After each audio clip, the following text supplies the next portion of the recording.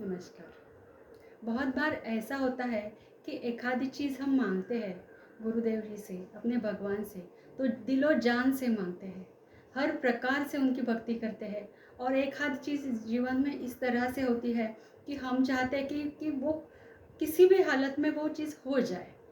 तो फिर कभी वो नौकरी हो सकती है, कभी कोई टेंडर है, कोई कुछ अपॉइंटमेंट है, या फिर कोई कुछ भी हो सकता है।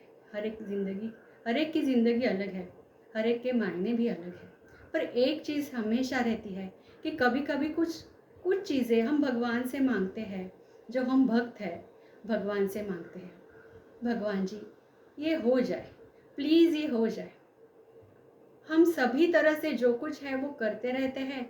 और कभी इस तरह का भी होता है कि जो चीज़ हम मांगते हैं वो होती नहीं है। बहुत बार ऐसे होता है ना, होता है। तो इसकी रिएक्शन हर एक पर अलग अलग होती है। कुछ लोग सोचते हैं कि अब तो मैं भगवान से नहीं बात करने वाला, भगवान तो मुझे कुछ देते ही नहीं, मैं तो जीवन भर ये सब करता रहा, ये देखो लोग कैसे मज़े में हैं, और हमें तो कुछ नहीं मिल रहा।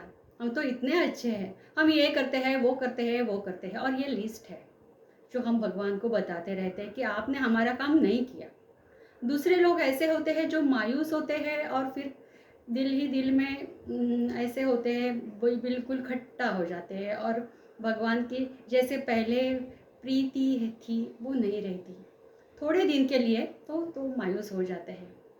ये कालावधि हर एक के लिए अलग अलग रहता है, कुछ घंटों के लिए, कुछ दिनों के लिए, कुछ महीनों के लिए भी।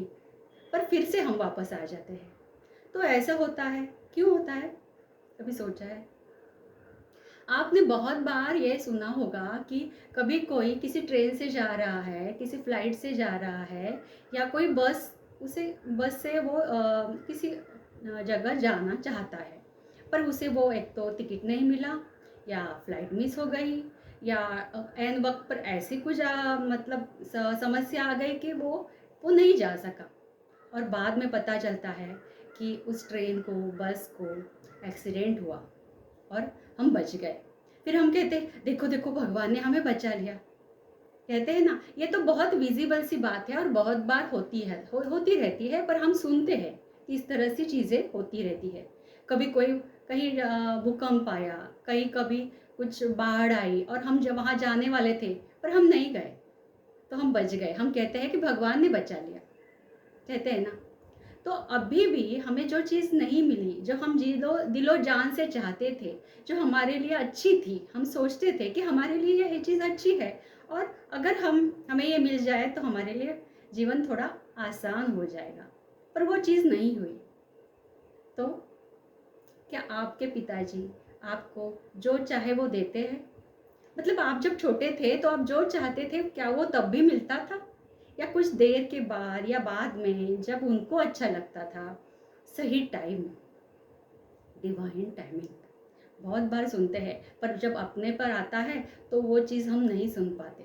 हम जोर करते हैं, इमोशनल हो जाते हैं, बोलते हैं नहीं नहीं नहीं, चाहिए चाहिए चाहिए। और यही गलती है, यही गलती है। वो पिता परमेश्वर है, वो अपने पिताजी है, वो अपने आपके लिए जो अच्छा है वो देने वाले हैं। पर कब?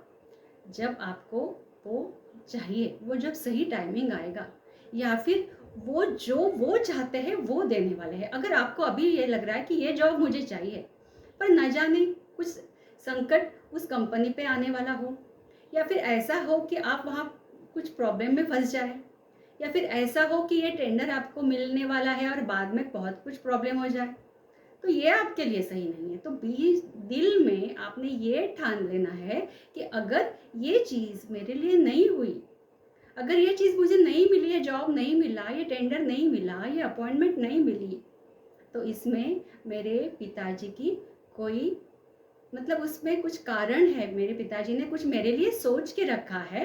और जब मेरे पिताजी मेरे लिए सोचते हैं, वो बेहतर से बेहतर ही होगा, वो बेहतर से बेहतर ही होगा। जब मेरे पिताजी मेरे लिए सोचते हैं तो वो बेहतर होगा, बेहतरीन होगा, द बेस्ट होगा, क्योंकि वो आपके पिताजी हैं। देखो, हम यहाँ पृथ्वी पर भी हमारे अपने माता पिता को कितना महत्व देते हैं। हम वहाँ भगवान मानते हैं, उनको मानते हैं ना।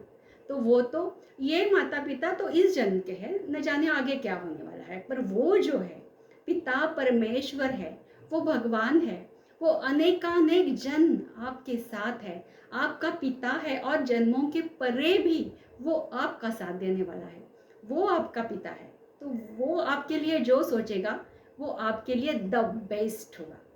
आप मानते हैं कि अगर आपके पिता आपको देने वाले हैं वो बेस्ट है, तो अभी अगर आपको कुछ नहीं मिल रहा है तो समझो कि उसके दिल में आपके लिए कुछ अच्छा सा रखा हुआ है, तो मायूस नहीं होना है। बहुत बार देखा गया है कि निगेटिविटी इसी टाइम ऐसे हिट हो जाती है और आपको हमारे भगवान से अलग कर देती है, चाहे कुछ देर के लिए, पर अलग हो जाते हैं। और ये नहीं होना है, क्योंकि ये डिवाइन टाइमिंग है, ब्लेसिंग्स आपको रिसीव करनी है, आपकी एनर्जी जैसी है आपको वैसे ब्लेसिंग्स मिलेंगे। इसीलिए हंसते खेलते रहना है और सोचना है ये दिल में कि अगर ये काम नहीं हुआ तो मेरे लिए आगे कुछ बहुत बहुत बहुत ज़्यादा अच्छा होने वाला है, जो मेरे पिताजी ने मेरे लिए रखा हुआ है। अगर माँ और पिताजी आपके लिए कुछ रखते हैं तो वो आपके लिए अच्छा है। अगर ये बात दिल में, जहन में इस तरह से आप अंदर अंदर आपके खून में अगर ये बात चली जाए, दिलो दिमाग में ये छा जाए, तो कोई निगेटिविटी आपको हिट नहीं कर सकती, कोई निगेटिविटी आपको हिट नहीं कर सकती, और आप यशस्वी होने वाले हो। You are going to be successful at any cost with the blessings of the divine.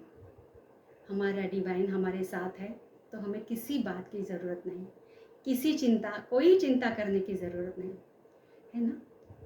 क्या आप मानते हो जो मैं बोल रही हूँ? क्या आपको यही आप भी यही सोच रहे हो कि जी हाँ, मेरे साथ भी ऐसा ही हुआ है?